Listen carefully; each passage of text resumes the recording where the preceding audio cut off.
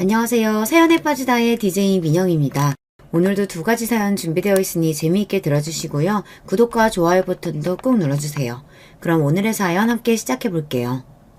안녕하세요. 사연 유튜브에 제 사연을 올리는 건 처음이네요. 제가 제보할 사연은 한마디로 말하자면 얼마 전 완전히 분열된 제 가족의 이야기입니다. 이제 완전히 남이 된 사람들도 있지만 정말 예상치 못한 새로운 가족이 들어오기도 했어요. 여러분, 이게 무슨 말인가 싶죠? 직접 겪은 저도 이 모든 것을 받아들이기가 정말 쉽지 않았습니다. 저에게 있었던 일을 간단히 말하자면 저 빼고 동서들은 전부 이혼당하고 남편은 태어나서 처음 본 새로운 남동생을 얻게 되었어요. 지금 생각해도 참 정신없고 다신 겪고 싶지 않은 폭탄 같은 날들이었습니다. 지금부터 제가 겪은 말도 안 되는 일들을 천천히 말씀드릴게요. 저는 아버지가 일찍 돌아가셔서 늘 아버지의 품을 그리워하며 자랐습니다. 남편과 결혼하게 된 것도 남편이 아빠 같은 모습이 많이 있었어서 그 모습에 제가 반했던 것 같아요. 회사에서 만났는데 저랑 나이 차이는 많이 안 나지만 정말 성숙한 사람이고 저를 잘 챙겨줬어요. 남편의 그런 모습이 어디서 나왔는지 늘 궁금했는데 아버님을 뵙고 나니 바로 알겠더군요. 아버님은 남편과 정말 비슷한 느낌이었어요. 지금도 아버님께 첫 인사를 갔을 때의 기억이 생생합니다. 정말 인상이 너무 좋으시고 저에게 친절하시고 너무 잘해주셨어요. 아버님은 이후에 결혼하고 나서도 저 맛있는 거 사 먹으라고 늘 남편 몰래 제 용돈을 챙겨주시고 회사 일이 힘들지는 않는지 제 남편이 저에게는 잘 해주는지를 묻곤 하셨어요. 정말 저에게 아빠가 생길 듯한 느낌이었습니다. 저는 지금도 아버님을 만나게 돼서 너무 다행이라고 생각하고요. 제가 참 시댁 복이 많은 사람이라고 생각하고 있습니다.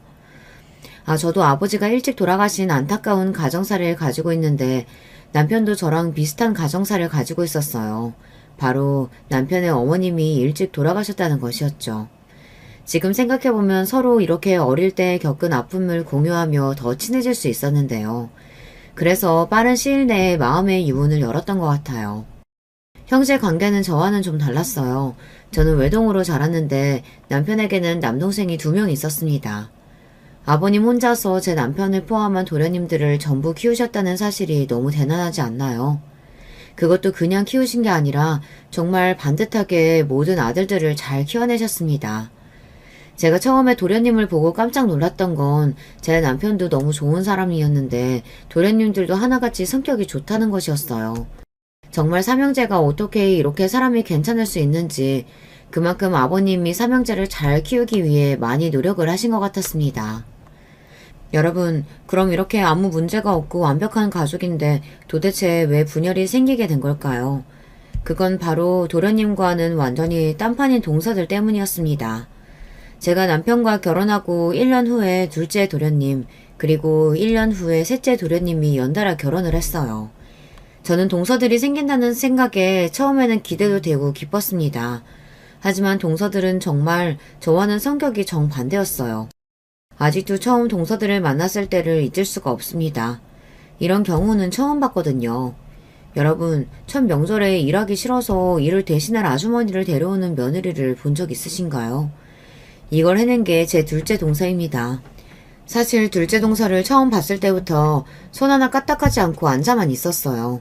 이번 명절에는 네일 아트를 하고 내일이 상할까봐 일을 할 수 없다며 아주머니를 데려왔다는데 참 아버님이 당황하시던 그 표정을 아직도 생생하네요. 저희는 명절 때 제사를 지내기 때문에 제사 음식을 해야 해요. 그런데 처음 보는 아주머니를 집안에 들여서 제사 음식을 하게 한다는 것 자체가 아버님은 좀 껄끄러우신 것 같았습니다. 결국 아주머님을 돌려보냈고 요리도 할 줄 모르고 내일 때문에 요리를 할 수 없다는 동서만 두고 저 혼자 음식을 다 만들었어요. 제가 형님이라도 기강을 잡을 생각은 없었지만 정말 이건 아닌 것 같아서 저녁 때 둘째 동서에게 이 상황에 대해 진지하게 이야기했습니다. 하지만 뭐가 문제인지 전혀 모르는 눈치더군요. 형님, 요즘 세대가 어떤 세대인데 명절 음식을 저희가 직접 해요. 아버님한테 미리 얘기했었으면 절대 아주머니 데려오지 말라고 하셨겠죠. 근데 그렇다고 제가 요리를 할 순 없잖아요? 저 집에서 요리해본 적도 없어요. 이렇게 말하더니 저보고 앞으로 명절 때마다 일할 아주머니를 데리고 오자고 하더군요. 사실 너무 어이가 없었지만 그때는 동서가 많이 어리기 때문에 어리니까 그럴 수 있지 하면서 넘겼습니다. 그러곤 속으로 생각했죠.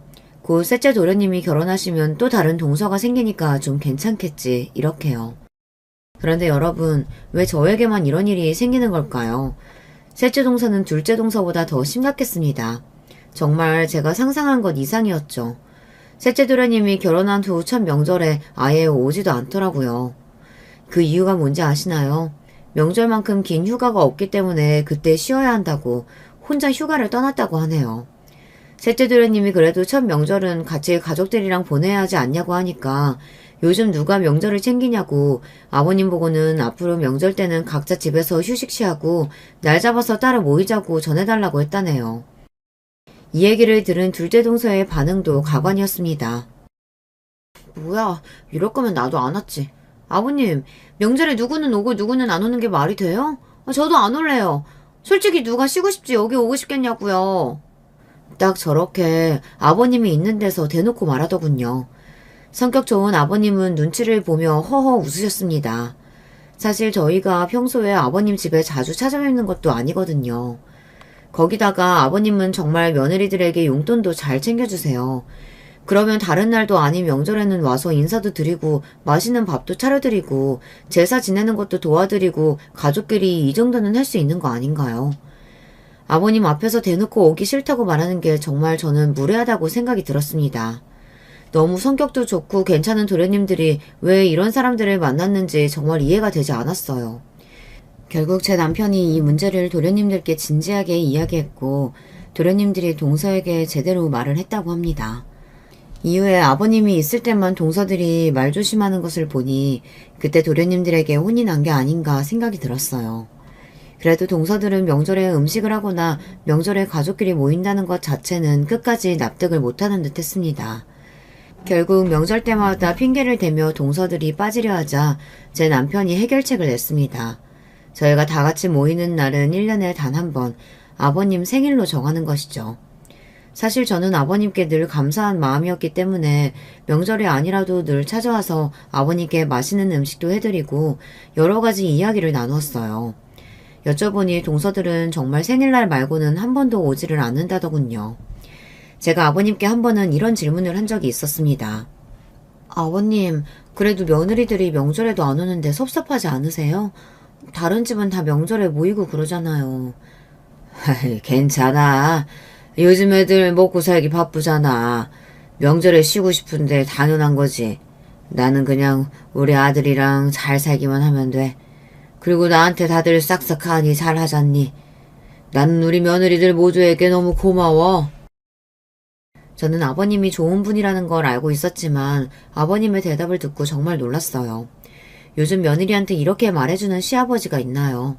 어떻게 이렇게까지 며느리들을 배려하고 속이 깊을 수 있는지 아버님의 말을 들으니 더더욱 동서들이 답답하고 미워지더군요. 그래서 저라도 아버님을 잘 챙겨드려야겠다고 생각했습니다. 그렇게 저와 남편은 3주에 한 번은 꼭 아버님 집에 찾아왔어요. 그러던 어느 날 아버님 집에서 큰일이 생기고 말았습니다. 그날은 마침 남편과 도련님들이 일 때문에 모두 해외에 가 있어서 저와 아버님만 있는 상태였어요. 지금 생각해도 정말 아찔하네요. 아이고, 살려줘! 아버님은 저를 부르시더니 갑자기 이 말을 남기고선 쓰러져 버렸습니다.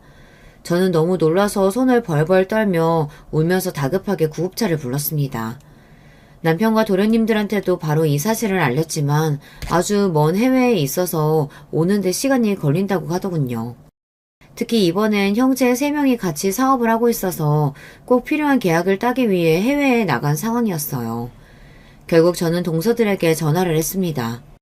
저는 다들 저처럼 놀라고 걱정하는 목소리로 전화를 받을 줄 알았는데 제 예상과는 전혀 다른 답을 하더군요. 어머, 아버님 원래 건강하시지 않으셨어요? 형님이 뭐 아버님 스트레스 받게 한 건 아니고요? 아무튼 병원에 오셨으니까 좀 쉬시면 괜찮아지시겠죠. 깨어나면 연락 주세요. 아버님께 전화 한 통 드릴게요. 그래도 제가 며느리인데 이 정도는 해야죠. 형님 고생하세요. 이렇게 말을 하더군요. 저는 이 말을 듣자마자 동서가 지금 나를 놀리는 건가 이 생각이 들었습니다. 곧이어 셋째 동서한테도 전화를 했어요. 여러분, 과연 제가 무슨 말을 들었을까요? 아직도 셋째 동서의 답을 잊을 수가 없어요. 그 대답은 마치 아버님을 가족으로 생각하지 않는 것 같았거든요. 아, 네. 그런데 아버님이 쓰러지셨는데 왜 저한테 전화하셨어요? 제가 뭐 당장 할 수 있는 건 없잖아요. 일단 진행 상황 더 생기면 이야기해주세요. 제가 지금 엄마랑 오랜만에 만나서 바쁘니까 이만 끊을게요. 사람이 너무 냉정하지 않나요? 시아버지가 쓰러지셨다는데 어떻게 이런 반응을 할 수가 있는지. 둘 다 말도 안 통하고 사실 더 말을 섞고 싶지도 않더군요. 결국 병원에서 저 혼자 있게 되었고 의사 선생님께 아버님이 쓰러지신 이유를 들을 수 있었습니다. 상상도 못할 만큼 충격적이고 안타까운 이야기였죠. 지금 아버님 상황이 많이 안 좋습니다. 신장의 90% 이상이 손상된 상황이에요. 그동안 많이 힘드셨을 텐데 계속 참으신 것 같아요. 결론적으로 말하자면 지금 신장 이식이 빠르게 필요합니다. 상황이 안 좋아서 가족분들도 검사를 빠르게 해보시는 게 좋을 것 같습니다. 선생님, 신장 이식이라뇨? 그게 무슨 말인가요? 그럼 신장 이식을 못 받으면 아버님이 사실 수 없는 상황인 건가요? 그리고 지금 상황이면 아버님이 언제 깨어나실지도 모르는 건가요? 일단 진정하시고요. 아버님이 깨어나기를 기다려봐야 하고 아버님이 깨어나시면 수술하기 전 몇 달간은 신장 투석을 하면서 지내셔야 해요. 그리고 신장 이식을 기다릴 수도 있겠지만 몇 년이 걸릴 확률도 높기 때문에 빠르게 가족분들이 검사를 하셔서 신장 이식할 분이 있는지 이 상황에 대해 이야기를 나누시는 게 좋을 것 같습니다. 저는 의사 선생님의 말을 듣고 시아버지가 아니라 제 아버지를 잃은 것처럼 마음이 아팠습니다. 정말 병원 사람들이 다 쳐다볼 정도로 엉엉 울었던 것 같아요. 그만큼 아버님께 제가 많이 의지하고 있었던 것 같습니다. 아버님이 늘 웃고 계셨고 아프다는 말씀을 안 하셔서 이렇게까지 건강이 안 좋으신 상황인 줄 몰랐어요. 그동안 혼자 사시면서 얼마나 힘드셨을까요? 정말 아버님을 잃을 수도 있다고 생각하니 갑자기 정신이 번쩍 들더군요. 어떻게든 아버님을 살려야겠다는 생각뿐이었습니다. 그 순간 저는 큰 결심을 했고 당장 동서들한테 다시 전화를 했어요. 의사 선생님이 말씀해주신 상황을 설명하고 당장 병원으로 오라고 했지만 전부 일이 바쁘다며 올 수 없다고 하더군요. 저는 너무 화가 나서 난생 처음으로 동서들에게 정말 단호하게 말했습니다. 지금 얼마나 심각한 상황인지 다들 몰라요? 제가 의사 선생님께 들었는데 아버님 정말 많이 아프신 상황이에요. 아버님 건강하실 때 다들 찾아오지도 않고 며느리 도리도 제대로 안 했으면 아플 때라도 아버님 챙겨드려야죠. 지금 신장 이식 빠르게 받지 못하면 앞으로 어떻게 될지 모른다고요. 다들 생각이 있으면 당장 병원으로 오세요.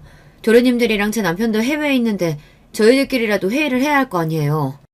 이번에 안 오면 저 정말 도련님들한테 동서들이 아버님 쓰러졌다 했는데 어떤 반응 보였는지 다 말할 거예요.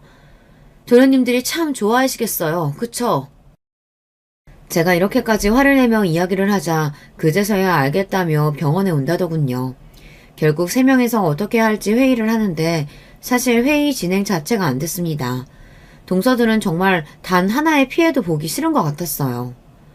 근데 아버님이 아프시면 지금 병원에 언제까지 계실지도 모르고 수술하면 돈도 많이 들 텐데 그 돈은 어떻게 해요? 지금 저희 집도 사야 돼서 돈 못 내요.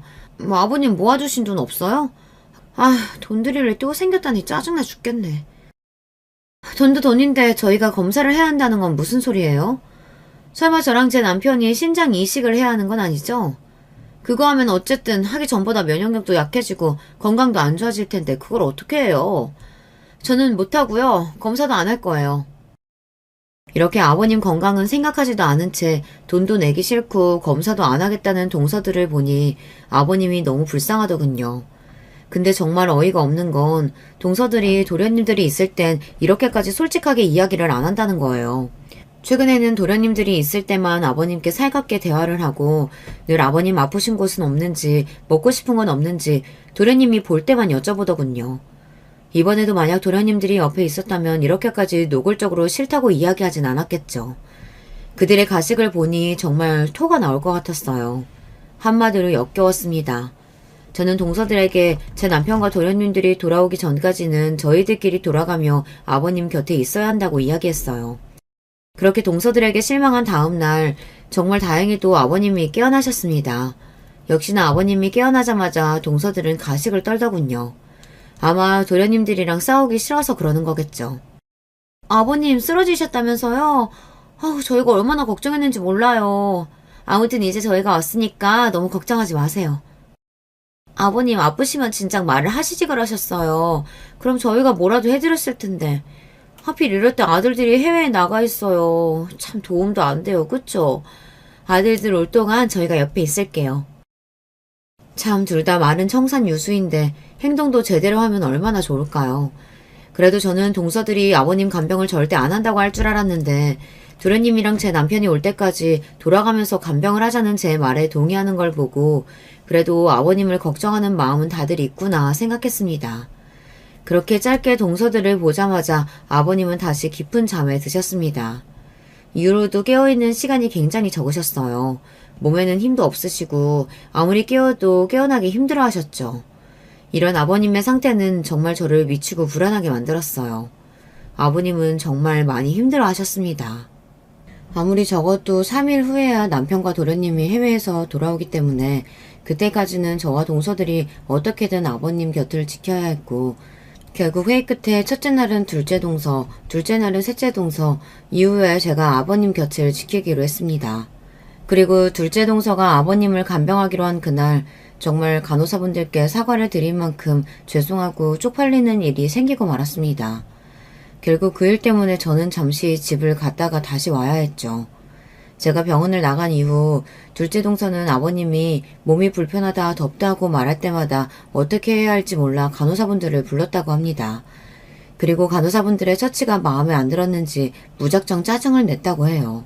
아버님 이렇게 눕혀놓으면 또 나중에 불편하다고 저한테 뭐라고 하실 것 같은데 다시 제대로 해주세요. 환자분이 이 자세로 계속 계셔야 통증도 덜하고 편할 거예요. 그리고 보호자분이 환자분 상태 보시면서 온도나 자세 계속 바꿔주시면 좋습니다. 네? 그걸 저보고 다 하라고요? 그럼 간호사님은 뭐 하시는데요? 그냥 제가 신경 쓸 일 없도록 간호사님이 자주 와서 환자 상태 제대로 체크하면 되잖아요. 둘째 동서는 이런 식으로 틈날 때마다 간호사님들을 불렀고 보호자가 해야 할 역할을 모두 간호사에게 해달라고 했다네요. 결국 20번 이상 병실을 왔다 갔다 한 간호사님이 도저히 참지 못하고 화를 냈다고 합니다. 보호자분 지금 뭐 하시는 거예요? 저희도 다들 바쁜 사람이에요. 간호사를 20번 이상 부르셨잖아요. 보호자님이 해야 할 일을 모두 저희한테 시키시면 안 되죠. 이렇게 환자분 간호 제대로 안 하고 간호사들한테 피해 계속 주실 거면 나가주셨으면 좋겠네요. 정말 참다 말씀드립니다. 간호사 주제에 지금 보호자한테 이런 식으로 말을 한다고? 하긴 그러니까 의사도 못 되고 간호사나 하고 있겠지. 짜증나. 내가 이런 간호사들이랑 말을 섞고 있어야 한다니. 나라고 여기서 안 나가고 싶은 줄 알아? 이렇게 둘째 동서는 간호사분과 엄청 크게 싸웠고 병원에 있는 사람들이 모두 그 광경을 목격하자 쪽팔린 동서는 저에게 전화를 했습니다. 형님, 지금 당장 와주세요. 형님은 무슨 이런 병원에 아버님을 입원시켰어요? 여기 간호사들 다 이상해요. 수준 떨어진다고요. 제가 뭐 20번 이상 자기들을 불렀다면서 저한테 화를 내던데요? 아니 제가 이상한 거예요? 제가 말하기 전에 진작 와서 아버님 상태 계속 봐줬으면 제가 불렀겠냐고요. 아무튼 저는 간호사랑 싸우고 여기 있는 사람들한테 쪽팔려서 더 이상 병원에 못 있겠어서 지금 나왔거든요. 저는 할 만큼 했으니까 이 병원 찾은 형님이 나머지 해결하세요. 끊겠습니다. 참 이게 무슨 말도 안 되는 소린지 정말 이렇게 황당한 말을 하고선 전화를 끊더군요. 결국 혼자 있는 아버님이 걱정된 저는 집으로 가던 도중에 다시 병원으로 향했습니다. 그리고 그날 결국 제가 아버님을 돌보게 되었죠. 간호사님들께도 제가 대신 죄송하다고 사과를 드렸어요. 주변 사람들은 저에게 다 둘째 동서가 정말 온갖 진상의 행패를 다 부렸다고 하더군요. 괜히 아버님 얼굴에 먹칠하는 건 아닌지 제가 아버님께 너무 죄송했습니다. 그렇게 겨우 하루를 지나 보내고 다음 날이 되었어요. 다음 날은 셋째 동서가 아버님을 간호하기로 한 날이었어요. 저는 오늘은 정말로 집에 다녀야 할 것 같아서 셋째 동서가 도착하자마자 병원을 나왔습니다. 그리고 어제와 같은 일이 다신 생기지 않기 위해 셋째 동서에게 신신당부를 했어요. 동서, 혹시나 해서 하는 말인데 간호사분들 너무 많이 안 불렀으면 좋겠어. 바쁘신 분들이다 보니 정말 필요할 때만 불러야 되고 계속 아버님 자세나 온도 체크하면서 아버님이 불편하지 않도록 잘 챙겨줬으면 해. 알겠지? 네, 형님. 사실 뭐 아버님이 정신이 이상한 것도 아니고 제가 하루 종일 아버님과 말해야 하는 상황인 건 아니잖아요. 그렇다면 제 시간도 나름 있는 것 같고 그렇게 힘들 것 같진 않네요. 걱정 말고 다녀오세요. 저는 셋째 동서의 말을 믿고 편안한 마음으로 집에 갔습니다. 하지만 몇 시간이 채 지나지 않아 휴대폰으로 미친 듯이 전화가 오더군요. 정말 불길한 느낌이 들었습니다. 그리고 제 예감은 틀리지 않았어요. 형님, 간병이 이런 거였어요? 왜 진작 말씀을 안 해주셨어요? 아니 제가 아버님 똥오줌까지 받아야 되냐고요. 형님 분명히 말하는데 전 냄새나는 노인 절대 간병 못해요. 이렇게 어이없는 말을 남기고 셋째 며느리는 아버님을 둔 채 떠나버렸습니다. 여러분, 어떻게 아파서 사경을 헤매는 시아버지를 보고 냄새나는 노인이라는 말을 할 수가 있죠. 정말 저는 당장이라도 도련님께 전화해서 셋째 동서가 저에게 한 말을 그대로 전해주고 싶었습니다. 제가 만약 제 남편이 제 가족에게 그런 이야기를 했단 걸 알게 되면 저는 그날로 정이 떨어져서 절대 같이 못 살 것 같거든요. 정말 둘째 동서한테 실망한 것 이상으로 셋째 동서한테도 크게 실망을 했습니다. 그리고 저는 집에 가는 도중에 또 병원으로 돌아왔습니다. 병원에 가니까 옆에 있던 보호자분이 저에게 할 말이 있다고 하더군요. 그분이 해주신 말씀은 정말 충격적이었어요. 대체 오늘 있었던 사람 누구야? 자기처럼 며느리인 것 같긴 한데 정말 너무하더라. 자기 시아버님은 쳐다도 안 보고 계속 폰만 만지지는 않나. 친구랑 1시간 동안 떠들면서 전화한다고 병실에 있는 환자들 아무도 잠 못 자게 하질 않나. 아예 자기밖에 모르던데? 진짜 사람이 기본 개념이 없더라. 아버님 똥오줌도 치우지도 않은 채로 그냥 가버려서 나랑 저기 있는 간호사가 다 치웠잖아. 어떻게 자기랑 저렇게 다를 수가 있는 건지 참. 아픈 사람한테는 정말 그러면 안 되는 거거든. 아버님 지금 아파서 정신이 없어도 이상한 분명히 느끼실 거야. 얼마나 쪽팔리고 미안하겠어. 아무튼 자기가 따끔하게 혼 좀 내야겠더라. 여러분, 대체 제 동서들은 왜 이러는 걸까요? 한 달 간호하는 것도 아니고 단 하루를 제대로 못하는 게 말이 되나요? 정말이지 셋째 동서가 한 행동은 둘째 동서보다 더 생각이 없는 행동들이었어요. 제가 병실에 있는 다른 분들을 통해 이런 이야기를 들으니 너무 속상하고 쪽팔려서 얼굴이 다 빨개지더군요. 그래도 정말 다행인 건 제가 옆에 있는 다른 환자분 보호자님들과 친해져서 가족끼리도 힘든 똥오줌 처리를 도와주셨다는 것입니다. 저는 연신 감사하다고 말씀을 드렸고 다른 환자분들이랑 보호자분들께 피해를 끼쳐서 죄송하다고 진심으로 사과했습니다. 다행인지 불행인지 아버님은 정신이 없으셔서 이 상황을 잘 인지하지 못하고 있는 것 같았어요. 아버님이 셋째 동서가 말한 망언을 들으면 얼마나 마음이 아프고 미안하셨겠어요. 저는 이 일이 있은 이후로 절대 동서들한테 아버님 간병을 맡기지 않아야겠다고 결심했습니다. 결국 이런저런 일을 겪으며 저 혼자 아버님의 간병을 맡게 되었어요. 동서들은 그렇게 떠나놓고선 저에게 미안하다는 카톡도 보내지 않았습니다. 좀 더 심하게 말하면 둘 다 가정교육을 제대로 받지 못했다는 생각이 들더군요. 혼자서 이 일을 도련님께 다 이야기해야 할지 아니면 제 손에서 따끔하게 혼을 내야 할지 계속 고민하고 있었어요. 그리고 며칠 후 드디어 제 남편과 도련님들이 돌아왔습니다. 그러자 제 동서들은 여우처럼 거짓말만 늘어놓더군요. 자기 왔어? 첫째 날 내가 아버님 간호해드렸잖아. 근데 여기 병원이 좀 이상하고 안 좋아서 내가 고생을 좀 많이 했어. 간호사들 다 말이 안 통해. 아버님 나 없었으면 그날 진짜 힘드셨을 거야. 간병이 쉽지가 않더라. 내가 진짜 똥오줌 치우느라 어떤 짓까지 했는지 모르지? 아무튼 말도 마. 이제 당신 왔으니까 나 시키지 말고 당신이 아버님 돌봐드려. 참, 누가 보면 동서들이 첫째 날, 둘째 날 끝까지 아버님을 간호한 줄 알겠어요. 도련님들 앞에서 힘든 척하는 모습이 정말 어이가 없었습니다. 동서들이 잠시 동안 아버님 간호를 하면서 어떤 짓을 저질렀는지 전부 얘기해버리고 싶었지만 그렇게 되면 아버님까지 나중에 알게 되시고 상처를 크게 받으실까 끝까지 참았습니다. 하지만 아무것도 하지 않았으면서 열심히 간호한 것처럼 도련님들 앞에서 힘든 척하는 건 정말 꼴사납더군요. 그런데 저만 이런 감정을 느낀 것이 아니었나 봅니다. 힘든 표정으로 숨을 몰아쉬는 아버님도 아들들을 보자 할 말이 있는 듯한 눈치였어요. 결국 제 남편이 아버지한테 아까부터 표정이 안 좋아 보이는데 하고 싶은 말이 있냐고 물어봤습니다. 아버님께서는 고민하시다가 신경 안 써도 된다고 손으로 표시하셨죠. 이후 남편과 도련님들 그리고 동서들과 저는 다 같이 아버님 신장 이식을 어떻게 할지 회의를 하게 되었어요. 저는 아버님 상태가 많이 안 좋으니 모두가 검사를 받아봤으면 좋겠다고 했는데 동서들은 싫다고 검사를 받지 않겠다고 말하더군요. 그 이유는 다양했습니다. 몸이 약하다거나 지병이 있다거나 등등의 핑계를 댔어요. 하지만 이 일은 누가 강요할 수 있는 일은 아니기 때문에 결국 저와 남편 그리고 도련님 둘만 총 4명이 신장 이식을 할 수 있는지 관련 검사를 받기로 했습니다. 결과가 나오기 전까지 정말 떨리더군요. 저는 나라도 괜찮으니 누구라도 제발 신장 이식을 할 수 있었으면 좋겠다라고 끝없이 기도했습니다. 그리고 최종적으로 검사 결과가 나왔습니다.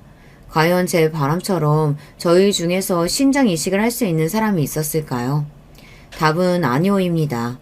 정말 안타깝게도 저희 4명은 아버님께 신장 이식을 해드릴 수 없다고 하더군요.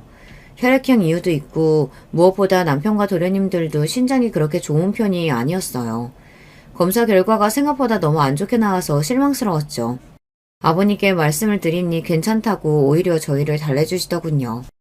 그렇다고 몇 년 동안 언제 올지 모르는 신장 이식 순서만 기다리고 있을 수는 없어서 저와 남편 그리고 도련님들은 어떻게 이 상황을 해결해야 할지 계속 고민하고 있었습니다. 그나마 다행인 건 병원에서 신장 투석도 받고 밥도 열심히 드시고 하니까 아버님 안색은 예전보다 좋아지시는 것 같았어요. 사람들은 저에게 제가 열심히 아버님 간호를 잘 해드려서 아버님 안색이 좋아지고 있는 거라고 했습니다.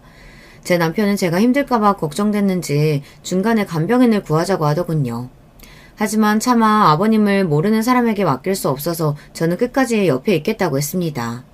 제가 아버님을 어떻게 간호했는지 생각해보면 참 열정 그 자체였던 것 같아요. 솔직히 지금 다시 하라고 하면 그만큼 할 수 있을지 모르겠네요. 늘 하루에 2번 이상 아버님과 산책을 나갔고 병원에 아버님 또래의 분들과도 제가 먼저 친해져서 아버님이 심심하지 않도록 친구도 많이 만들어드렸어요. 그리고 병원 간호사님들께도 늘 간식을 챙겨드리며 아버님 잘 부탁드린다고 말씀드렸죠. 다들 저에게 며느리가 이렇게 시아버지를 열심히 간병하는 경우는 처음 봤다면서 대단하다고 하더군요. 하지만 저는 그만큼 아버님이 저에게 소중한 존재였기 때문에 당연한 일이라고 늘 생각했습니다. 그러던 어느 날 제가 아버님을 도저히 간병할 수 없는 일이 생기고 말았습니다. 뭐? 그게 진짜야? 지금 당장 달려갈게. 바로 저희 어머니가 화장실에서 미끄러지면서 응급실에 실려갔다는 전화를 받게 된 것이었어요. 결국 저는 급하게 동서들한테 전화를 해서 잠시만 아버님을 봐달라고 말했습니다.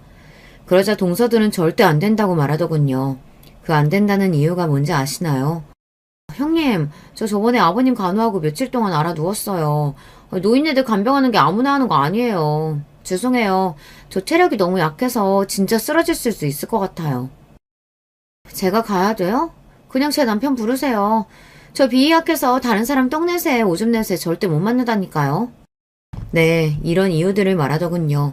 남편에게 동서들이 아무도 올 수 없다고 하자 이유를 묻던데 제가 차마 이런 이유를 이야기할 수가 없었습니다. 결국 급하게 간병인 선생님을 모시게 되었어요. 다행히 간병인 선생님이 너무 좋은 분이셔서 아버님도 편안해 보이시더군요.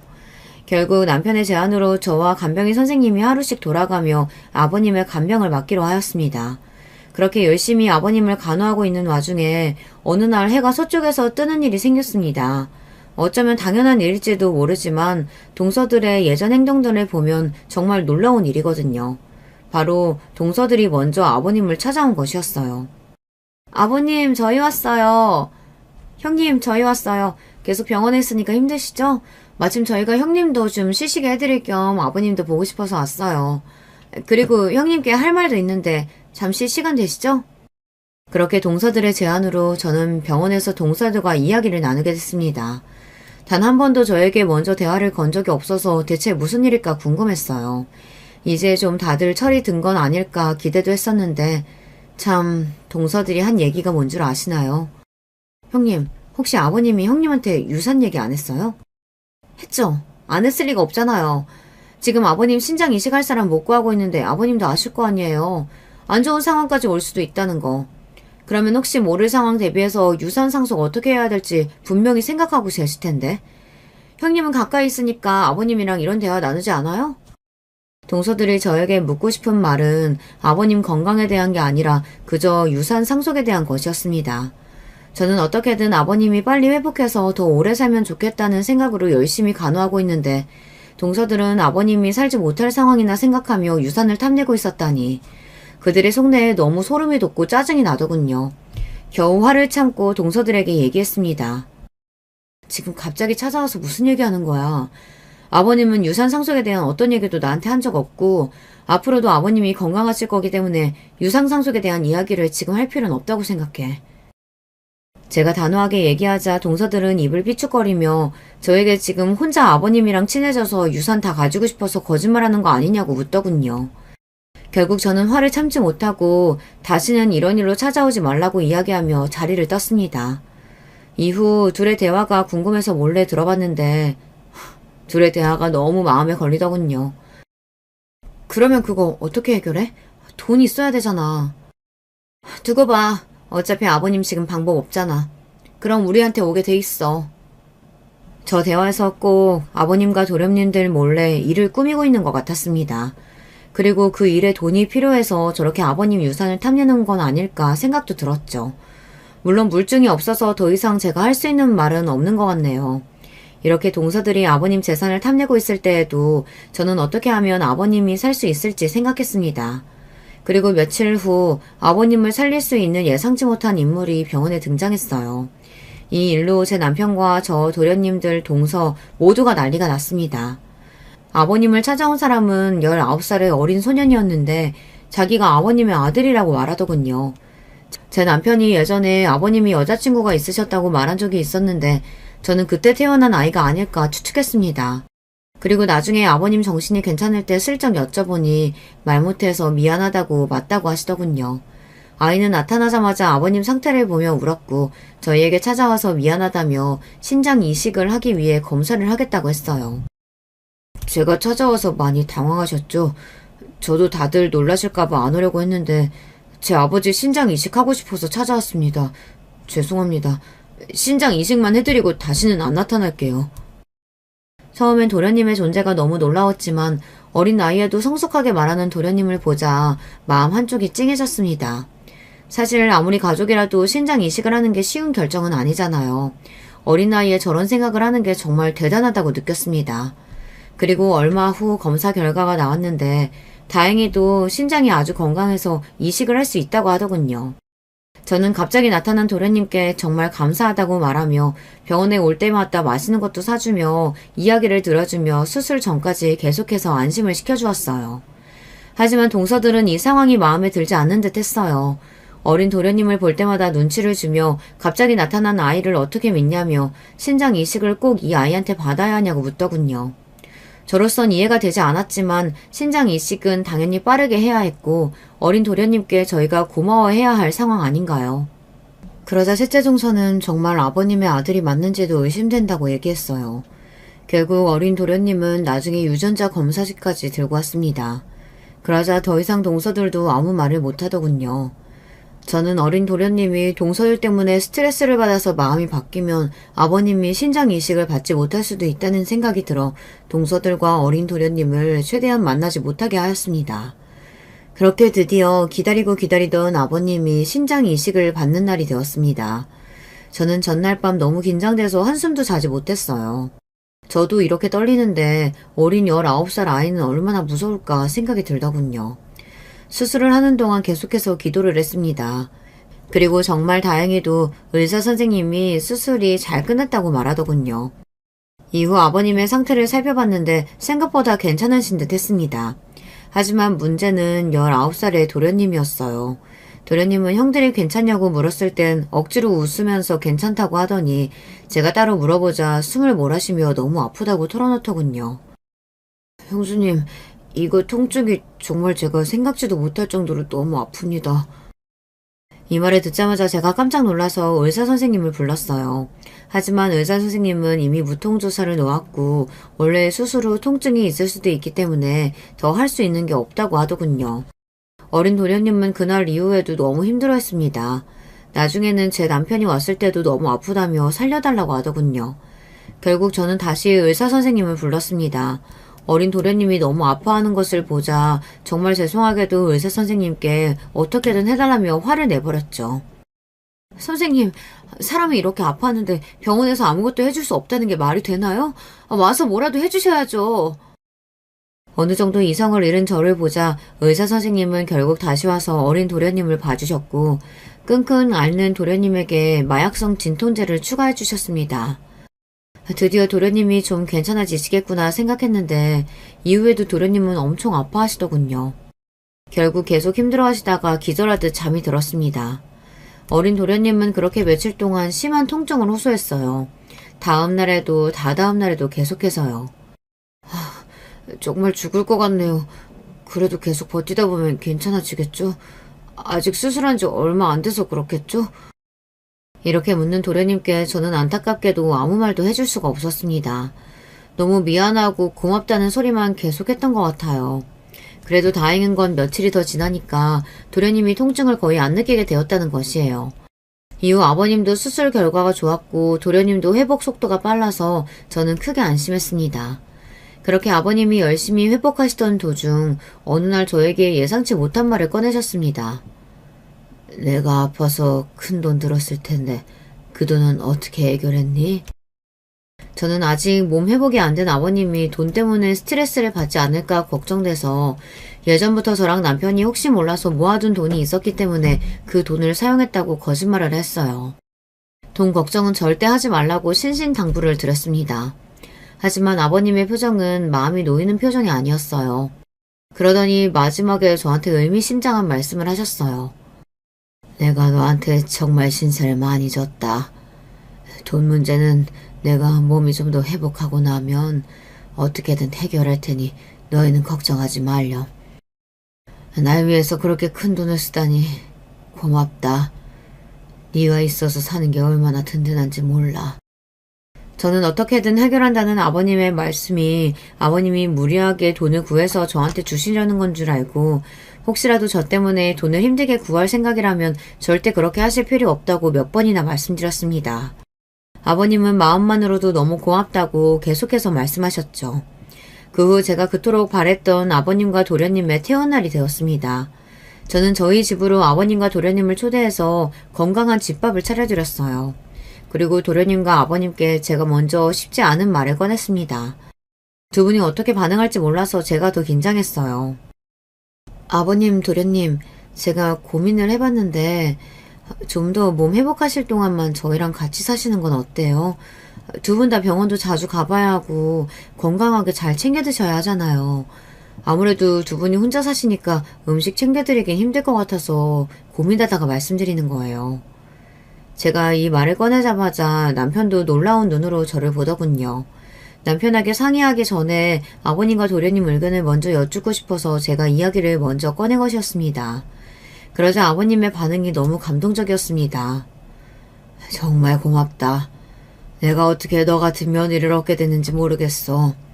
전생에 무슨 공헌을 했길래. 너가 너무 좋은 아이라는 건 알았지만 내가 정말 아프고 오니 사람의 진가가 더 잘 보이는구나.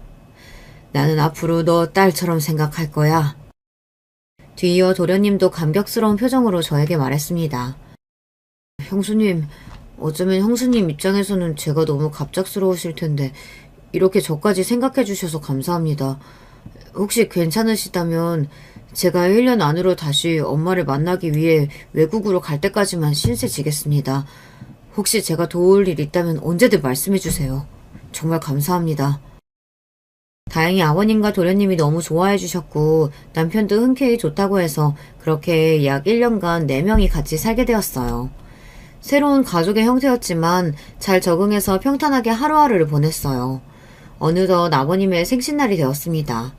이날은 동서들도 모이는 1년에 한 번 있는 날이었죠. 건강식으로 저는 생신상을 차렸고 모든 가족이 모였습니다. 그러자 갑자기 아버님이 깜짝 놀랄만한 이야기를 꺼내시더군요. 내가 아픈 동안 며느리들은 날 간호했고 내 아들들은 열심히 돈 벌어서 내 병원비 냈다고 들었다. 모두에게 고맙다. 너희 아니었으면 난 이 세상에 없었을 거야. 내가 너희한테 너무 고마워서 작은 선물을 준비했다. 지금 다들 각자 통장 확인해보렴. 돈은 너희는 몰랐겠지만 내가 예전부터 모아둔 돈이 꽤 있었어. 이건 유산도 아니고 그냥 용돈 주는 거니까 너무 부담 갖지 않아도 된다. 아버님의 폭탄 발언에 저희는 모두 서로의 눈치를 보며 얼른 통장 잔액을 확인해 보았습니다. 그 순간 저는 입을 다물 수 없을 정도로 태어나서 제가 받아본 적 없는 액수를 보게 되었어요. 1억이 제 통장에 꽂혀 있는 것이었어요. 너무 감사하면서도 받을 수 있는 금액이 아니라는 생각에 아버님께 말씀드렸죠. 아버님, 그래도 그렇지 저희한테 1억씩 보내시면 어떡해요. 저는 아버님이 이렇게 건강하게 살아계신 것만으로도 너무 기뻐요. 용돈 너무 많이 주신 것 같아요. 아버님은 그저 허허 웃으시더군요. 그런데 제 말을 들은 둘째 동서와 셋째 동서의 표정이 좀 이상했습니다. 그러더니 억울한 표정으로 한마디씩 하더군요. 형님, 1억이라뇨? 제 통장엔 겨우 20만 원 들어왔는데요? 제 통장엔 10만 원이요. 아니 아버님, 이거 형님한테 금액을 잘못 보냈거나 아니면 저희한테 금액을 잘못 보내신 거 아니에요? 뭐야? 자기는 얼마 받았어? 도련님은요? 아주머님은요? 그러자 모두 자기가 얼마나 받았는지 이야기했습니다. 제 남편과 어린 도련님은 2천만 원, 그리고 둘째, 셋째 도련님들은 각각 1,000만 원씩 받았더군요. 결국 모두가 받은 액수가 다르다는 걸 알게 되자 화가 난 동서들은 아버님께 따지기 시작했어요. 아버님, 설마 치사하게 지금 일부러 금액 다르게 주신 거예요? 아니, 그러면 형님은 왜 1억인데 저는 20만 원밖에 안 돼요? 와, 지금 대놓고 며느리 차별하겠다 이거예요? 돈은 공평하게 나눠주셔야죠. 저도 형님처럼 1억 주세요. 아버님, 어린애도 아니고 돈으로 이게 뭐하는 짓이에요? 그리고 얼마 전에 굴러온 저 도련님이랑 아주버님은 2천만 원씩 주면서 왜 제 남편은 1,000만 원인데요? 이건 기준이 너무 주관적이잖아요. 너무 생각이 짧으시네요. 오랜만에 모여서 가족끼리 싸우는 걸 보고 싶으세요? 저는 평소에도 절대 며느리들한테 싫은 소리 하지 않고 가족들끼리 싸울 일도 만들지 않은 아버님이 이렇게 모두에게 다른 금액으로 용돈을 줬다는 게 밝혀지면 서로 얼굴 붉히고 싸울 걸 알면서도 이 행동을 하신 데에는 이유가 있을 거라고 생각했습니다. 그리고 또 한편으로는 아버님은 동서들이 아버님을 간호하면서 어떤 말을 했는지 알지도 못하실 텐데 왜 이렇게까지 극단적으로 용돈을 적게 주신 건지 이해가 되지 않았어요. 그리고 아버님이 말을 꺼내자마자 모든 것이 납득되기 시작하였습니다. 나는 용돈을 정확히 그 사람에게 어울리는 금액으로 나눠줬다. 더 줄 생각은 전혀 없다. 20만 원, 10만 원 그것도 많이 준 거야. 왜 내가 첫째 며느리랑 다르게 너희한테 겨우 그만큼의 용돈을 줬는지 아니? 너희가 날 대한 태도가 딱 그만큼이었거든. 몰랐나 본데 나는 늘 녹음기를 켜둔다. 내가 아프다는 걸 알고부터 나한테 어떤 일이 생길지 모르기 때문에 언젠가부터 습관이 됐지. 신장 이식을 받기 전 내가 사경을 헤맬 때 너희들이 어떤 얘기하는지 다 들었다. 하루 동안 날 간병하면서 간호사한테 진상짓하고 내가 잠자기도 힘들 정도로 시끄럽게 친구랑 통화하고 나한테 냄새나는 노인이라며 내 똥오줌 치우지도 않고 집에 가버리며 날 무시했지. 그뿐만이 아니다. 내가 빨리 죽어버리길 바랬더구나. 그러면 내 유산을 너희가 가질 수 있을 거라고 생각했기 때문이지. 너희가 날 잘 찾아오진 않았어도 내가 아플 때 뒤에서 이런 행동을 할 줄은 꿈에도 몰랐어. 이걸 다 알면서도 난 너희한테 10만 원, 20만 원을 준 거라고. 아직도 내가 적게 준 거라고 생각하니? 아버님의 말이 끝나자마자 동서들은 아무 말도 못하고 도련님들의 눈치만 보더군요. 도련님들은 정말 꿈에도 생각하지 못한 표정이었습니다. 그러더니 둘째 도련님이 둘째 동서에게 소리치며 결국 이혼하자고 이야기했어요. 그러자 무언가 결심한 듯 셋째 도련님도 일어나서 셋째 동서에게 소리치더군요. 나도 이렇게 양심 없고 무서운 애랑 더 이상 못 살겠다. 이혼하자. 원인은 너한테 있으니까 아무 말도 하지 마라. 도련님들이 이렇게 무섭고 단호하게 이야기하는 건 처음 봤습니다. 동서들도 설마 도련님들 입에서 이혼이라는 단어가 나올 줄은 꿈에도 몰랐는지 아무 말도 못하더군요. 그러더니 아버님께 잘못했다며 싹싹 빌기 시작했어요. 아버님은 그런 동서들을 쳐다도 보지 않고 방으로 들어갔습니다. 그리고 도련님과 동서는 이혼을 두고 싸우기 시작했습니다. 저는 이쯤 되자 아버님의 건강이 걱정돼서 모두 나가달라고 하였고 그렇게 아버님의 생일 파티는 요란하게 끝이 났습니다. 이후 동서들은 저에게 연락을 해오며 이혼을 막아달라고 했지만 제가 할 수 있는 건 없었어요. 결국 도련님들은 더 이상 신뢰를 회복할 수 없다며 이혼을 선택했습니다. 아버님의 녹음기는 이후 이혼을 위한 법정에서도 중요한 증거로 활용되었다고 하네요. 아버님은 이후에도 저에게 많은 용돈을 주셨습니다. 그리고 지금도 1년에 한 번씩 해외로 떠난 어린 도련님이 한국에 올 때마다 아버님과 함께 모여서 같이 밥을 먹고 있어요. 어쩌다 보니 동서들은 다 잃었지만 저는 새로운 도련님을 얻고 아버님도 지킬 수 있었기에 너무 힘들었지만 그래도 괜찮은 결말이라고 생각하고 있습니다. 물론 이런 일을 다시 겪고 싶지는 않고요. 지금까지 꽤나 길고 정신없었던 제 이야기 들어주셔서 감사합니다. 여러분들도 정말 건강 조심하시고 우리 모두 착하게 삽시다. 안녕하세요. 저는 현재 교도관으로 일하고 있는 40대 후반 여자입니다. 여러분은 뿌린 대로 거둔다 라는 말에 대해 어떻게 생각하시나요? 흔히 인과응보 사필규정이라는 말이 있죠. 저에겐 중학생 딸이 있는데요. 딸이 학교에서 인과응보라는 말을 배웠다고 하더라고요. 순간 저 말을 듣는데 얼마 전에 저에게 일어난 일이 생각났어요. 어릴 때는 착한 사람은 복을 받고 나쁜 사람은 벌을 받는다는 말이 공감이 가지 않았습니다. 오히려 성인이 되고 결혼하며 저는 세상에 악독한 사람이 생각보다 많다고 느꼈거든요. 그런데 시간이 흐르니까 결국 다 돌려받는다는 것을 알게 되었습니다. 옛말이 틀린 게 전혀 없더라고요. 무슨 사건이 있었는지 궁금하시죠? 그럼 바로 제 사연을 시작하도록 하겠습니다. 저는 아빠가 어릴 때 일찍 사고로 돌아가셔서 홀어머니 밑에서 자랐습니다. 다른 형제가 있던 것도 아니라 엄마와 둘이 가족의 전부였어요. 아빠가 돌아가시기 전에 빚을 많이 남겨놓은 상태라 엄마는 쉬는 날도 없이 일하셨습니다. 아, 지수야, 엄마 괜찮으니까 너 가서 쉬어. 손도 작은데 엄마 안 해줘도 돼. 가서 공부해. 에이, 엄마가 나 키우려고 얼마나 열심히 일하는지 아는데 내가 이것도 못 해줄까 봐? 엄마, 내가 죽도록 공부해서 엄마 꼭 호강시켜줄게. 알겠지? 말만 들어도 좋다. 엄마는 우리 지수가 공부 못해도 돼. 그냥 건강하게만 자랐으면 좋겠어. 엄마와 저는 서로밖에 의지할 사람이 없었어요. 그래서 가난하고 부족한 게 많았지만 서로를 위하며 버텼습니다. 하지만 힘든 것은 사실이었어요. 저는 제가 성공할 수 있는 유일한 방법은 무조건 공부라고 생각했습니다. 독서실에 갈 돈도 없어서 학교에 남아 죽어라 공부했어요. 지수야, 축하해. 매일 그렇게 혼자 끝까지 남아서 공부하더니 결국 인서울 했구나. 선생님이 다 기특하다. 어서 어머님께 전화드려서 사실을 알려드려. 축하한다. 아주 유명한 명문대는 아니어도 서울에 있는 4년제 학교에 입학하기도 했습니다. 하지만 저는 등록금이 그렇게 비쌀 줄은 전혀 몰랐어요. 장학금을 타지 않으면 도저히 학업을 이어갈 수가 없었습니다. 제가 법학과를 입학했었는데 공부량도 되게 많아서 성적 장학금을 타는 것이 너무 힘들었어요. 공부만 할 수 있는 환경이면 그래도 괜찮았을 텐데 저는 생활비를 제가 벌어야 했습니다. 그래서 공부할 시간이 많지 않아 고학년으로 갈수록 장학금을 타지 못했어요. 엄마, 내가 과외로 번 돈이야. 이걸로 우리 월세 내고 또 엄마 병원 가. 가서 검사하고 물리치료도 받아.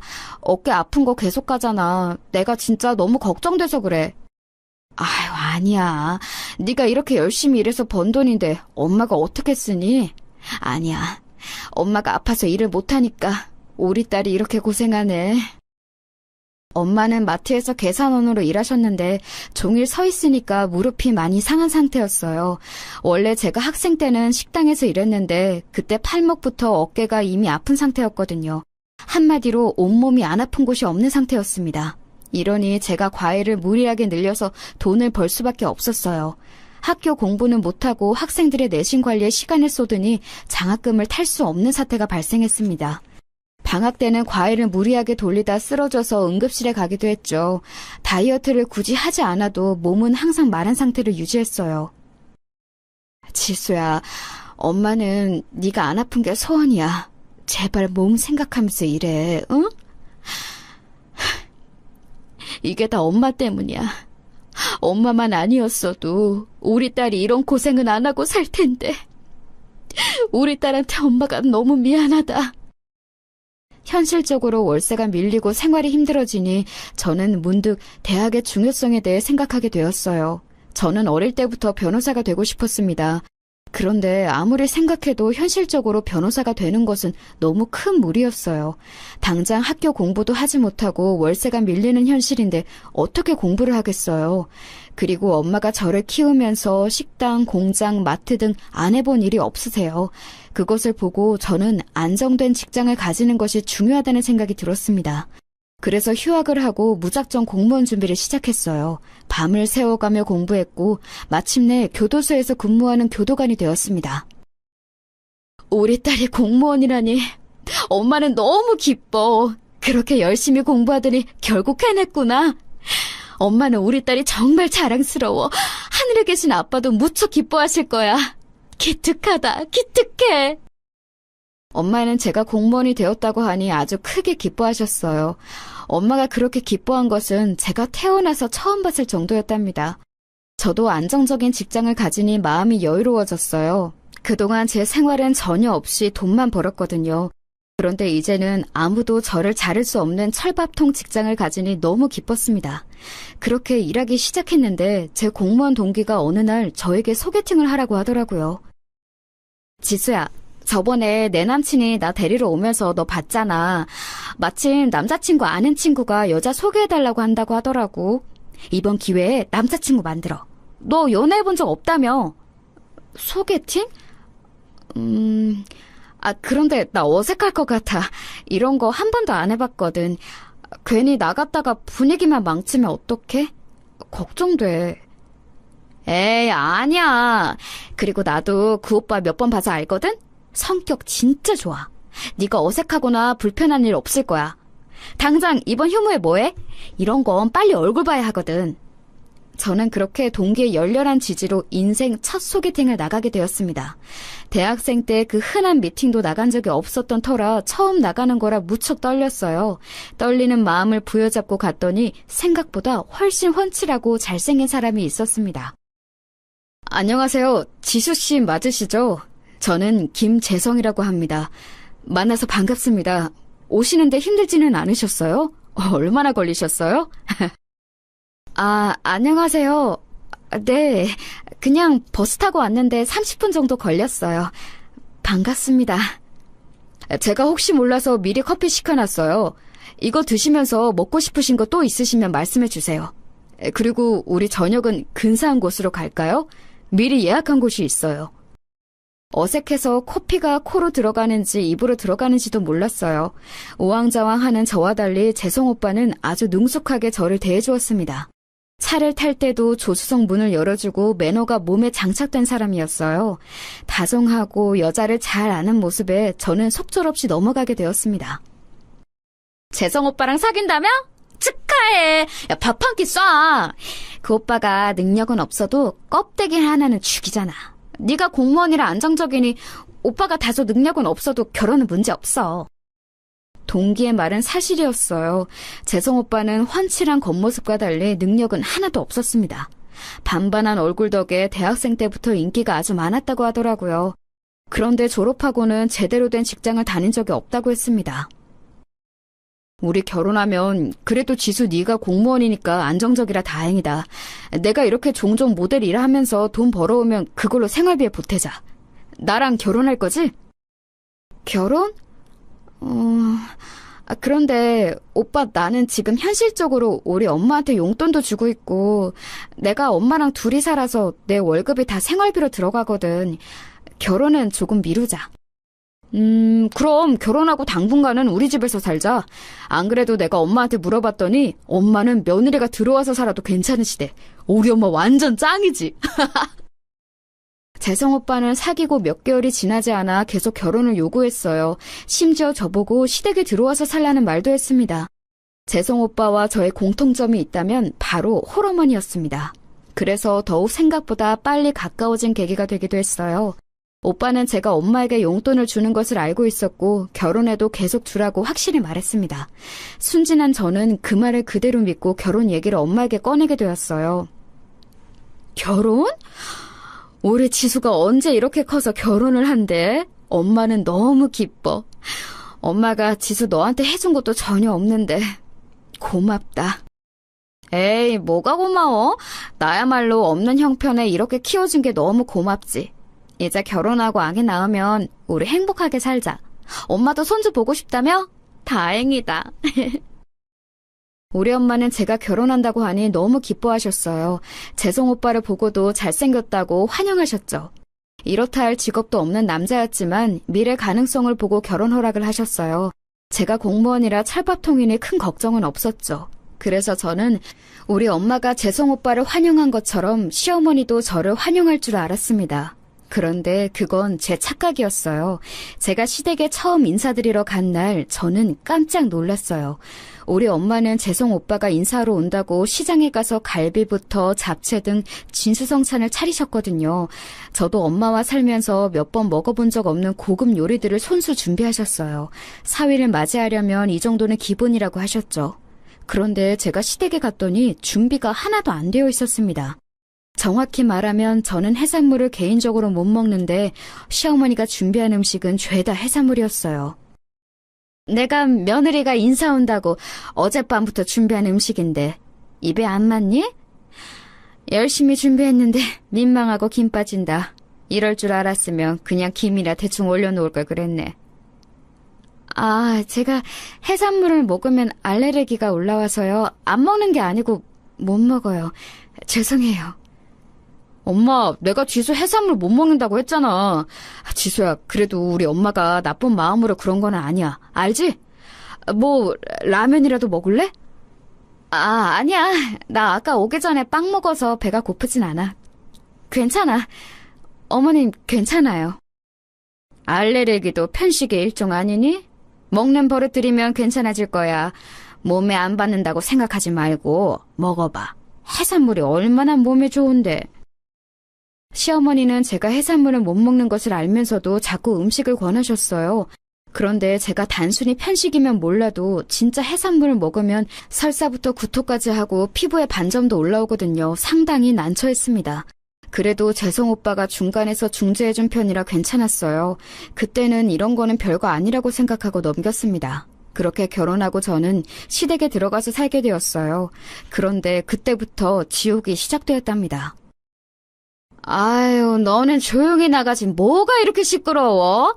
집안 사람들 다 자는 거 안 보이니? 너 출근하는 거 지금 광고하는 거야? 아, 죄송해요. 제가 조용히 샤워한다는 것을 어머님이 시끄러우셨죠? 조용히 나갈게요. 제가 교도관이라 3교대를 하는데 새벽에 나가거나 들어오는 경우가 있었어요. 그럴 때마다 시어머니는 제가 샤워하고 준비하는 것이 시끄럽다고 자다 깨고 뭐라 하셨습니다. 안 그래도 결혼하고 신혼이라 잘 보이고 싶은데 어머님에게 미움부터 받게 되는 걸까봐 두려웠어요. 너는 음식을 왜 이렇게 못하니? 우리 아들은 이렇게 요리하면 아예 입에도 대지 않아. 너 우리 아들이 얼마나 소중한 자식인지 들었지? 애 아빠가 남긴 유일한 자식이라 나한테 의미가 커. 시어머니는 남편에 대해 엄청난 애정을 가진 분이셨어요. 남편은 그때 무직이었고 제가 밖에서 일하는데도 항상 남편을 먼저 챙기셨습니다.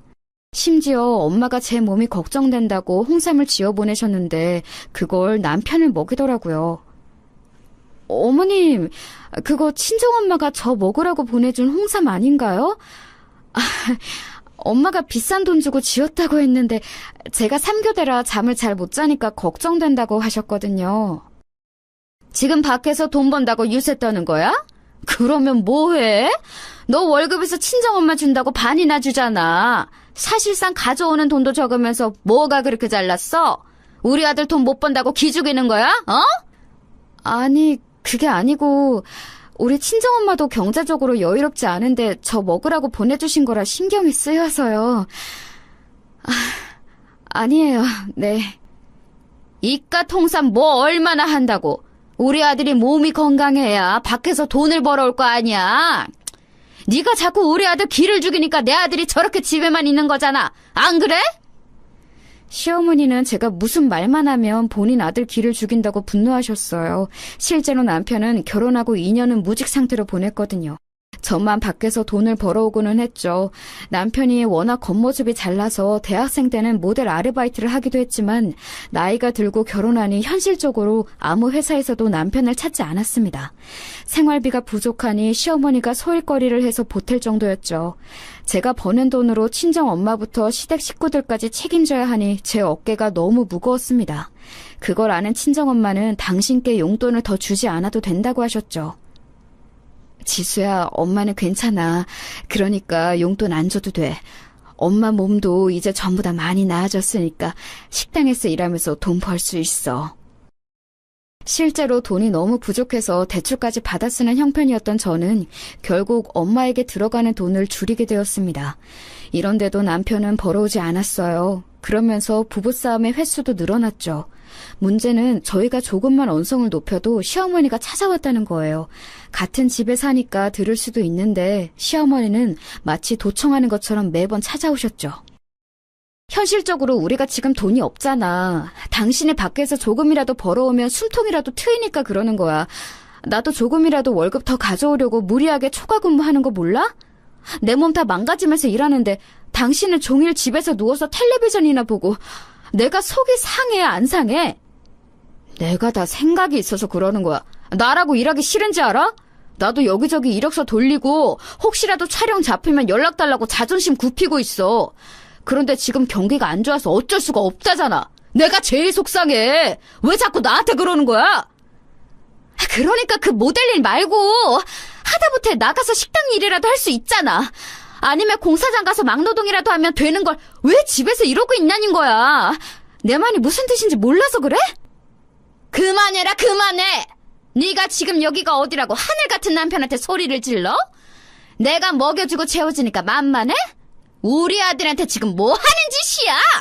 누가 보면 네가 뭐 재벌이라도 되는 줄 알겠다. 겨우 쥐꼬리만한 월급 벌면서 우리 아들한테 소리를 쳐? 네가 제정신이야? 나가! 내 집에서 나가! 시어머니는 제가 남편에게 싫은 소리를 조금이라도 하면 득달같이 쫓아와 저를 집 밖으로 내쫓았어요. 이 과정에서 제 머리채를 잡아 끌거나 어깨와 등에 손을 대기도 하셨죠. 어머니! 이거 놓으세요! 놓으시고 말씀하세요! 여보! 당신은 말려봐! 어머니! 아파요! 그만하세요! 엄마, 그만해! 아우! 남편은 심지어 시어머니가 저에게 손을 대도 크게 말리지도 않았어요. 말로만 그만하라고 할 뿐이었죠. 우리 친정엄마는 제가 힘들게 버는 돈을 가만히 받기만 하는 것이 미안하다며 본인이 나가서 용돈벌이 하는데 집에서 남편이라는 사람은 누워서 하는 것도 없으니 제 속만 타고 있었어요. 결국 저는 무리해서 초과 근무를 하느라 몸 상태가 많이 안 좋아졌습니다. 너희는 결혼한 지 벌써 3년이 지났는데 어째 애가 안 생기니? 우리 아들한테 문제가 있지는 않을 테니. 너 병원 가서 검사 좀 받아. 그래도 결혼했으면 당연히 아이는 낳고 대를 이어야지. 이미 몇 번이고 갔는데 병원에서 제 몸 상태가 많이 안 좋대요. 안 그래도 3교대로 일해서 힘든데 무리해서 초과 근무까지 하니까 스트레스로 임신이 안 되는 것 같다고 하더라고요. 그럼 어떡해? 아이는 낳아야 할 거 아니니? 그렇게 무책임하게 말하면 어떡하니? 스트레스 관리도 능력이야. 네가 노력이 부족해서 그런 거니까 노력해서 몸 관리도 열심히 해서 아기를 낳아야지. 저도 충분히 노력하고 있어요. 그런데 마음대로 아이가 쉽게 생기지 않아서 저도 속상해요. 실제로 병원에서는 제 몸이 이미 약해진 상태라 이대로 임신하고 출산까지 하게 된다면 몸이 많이 약해질 거라고 했어요. 그러면서 남편한테도 문제가 있다고 했는데 그걸 시어머니에게 말하면 또 뭐라고 하실 게 분명해서 말하지 않았습니다. 남편의 무능력과 현실적으로 아이가 생기지 않았고 제 몸도 힘드니까 저는 이때 처음으로 이혼 생각이 들었어요. 그리고 해산물을 못 먹는 저에게 시어머니가 매번 해산물 요리를 식탁에 올리는 것도 힘들었습니다. 저도 먹고 살아야 하니 제가 시간을 내어 요리하면 시어머니는 그걸 다 버리셨어요. 이런 행동을 참는 것도 한계가 있었죠. 뭐? 이혼? 어떻게 네가 이혼 얘기를 꺼내? 너도 결혼하고 우리 집으로 들어와서 편하게 살았잖아. 그리고 반찬은 우리 엄마가 해산물을 워낙 좋아하니까 그런 거지. 지수, 너는 항상 우리 엄마를 악역으로 만드는데 우리 엄마 그렇게 나쁜 사람 아니야. 그래, 알겠다고. 어머님 나쁜 사람 아닌 거 알겠다고. 그냥 내가 못 견디겠어. 우리 그냥 아이 없을 때 갈라서자. 나 할 만큼 했어. 그냥 우리 엄마 모시고 편하게 살래. 지수야, 진심이야? 나 너 없으면 안 돼. 미안해. 내가 잘할게.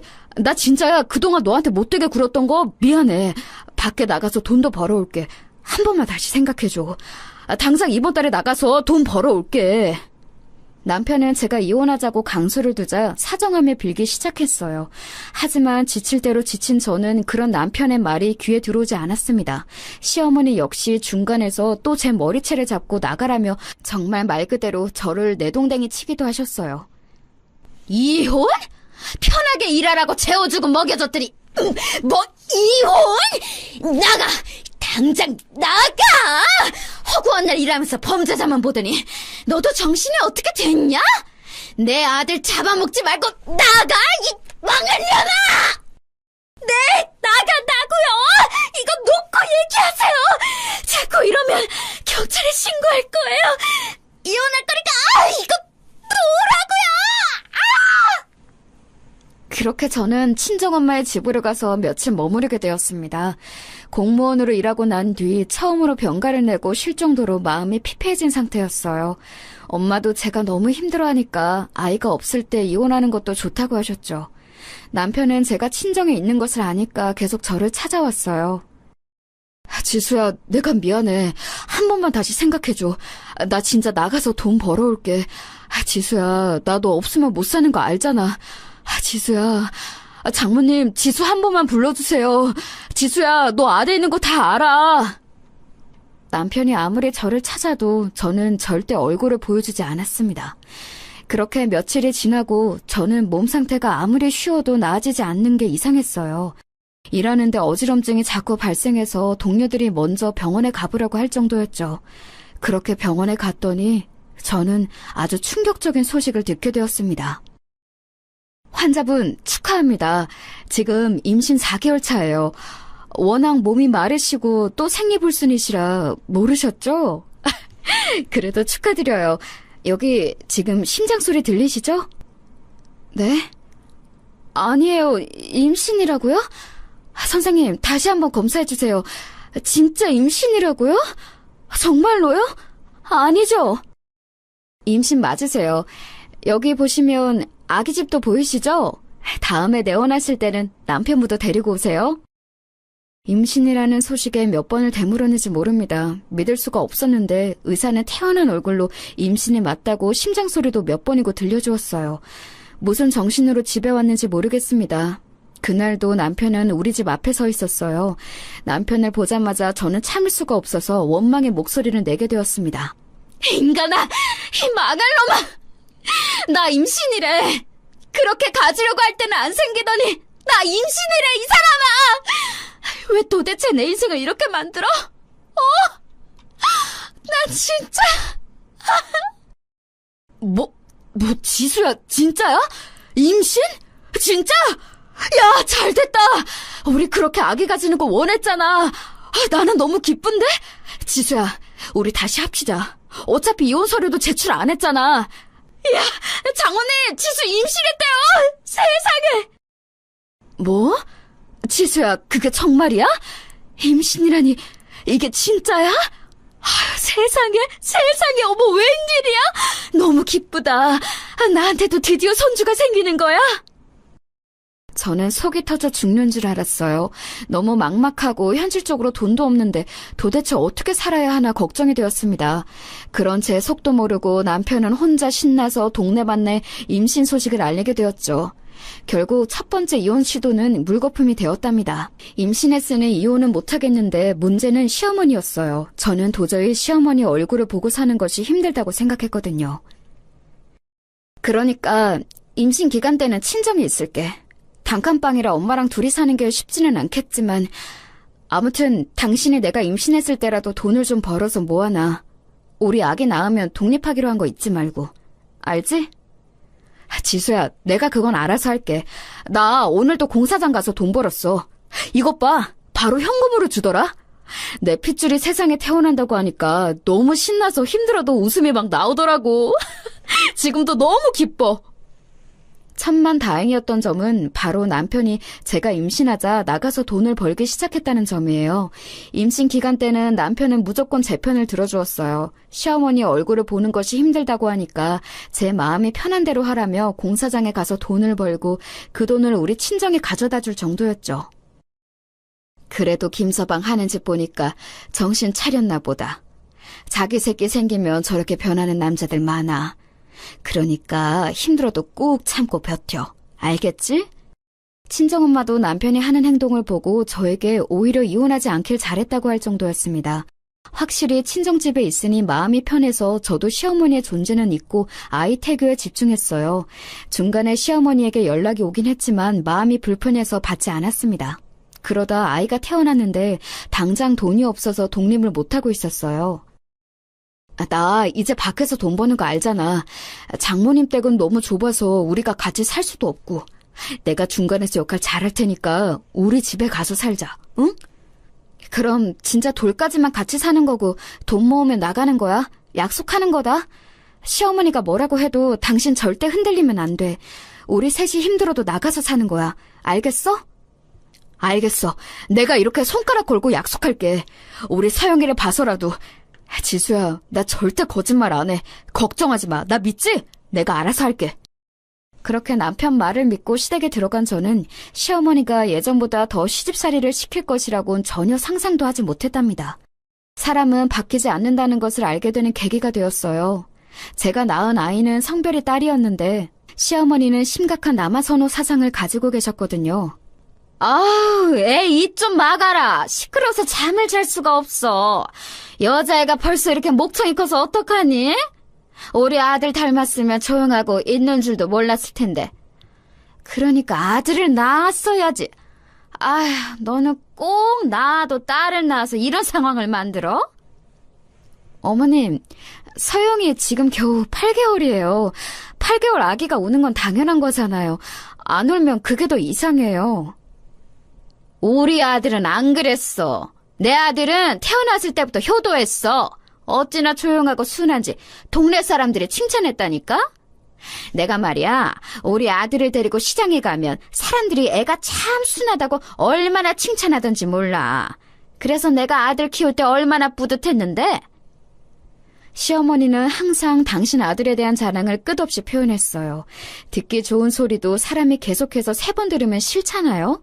그런데 우리 딸은 하나부터 10까지 마음에 들어하지 않으면서 본인 아들 자랑을 하니 견디기 힘들더라고요.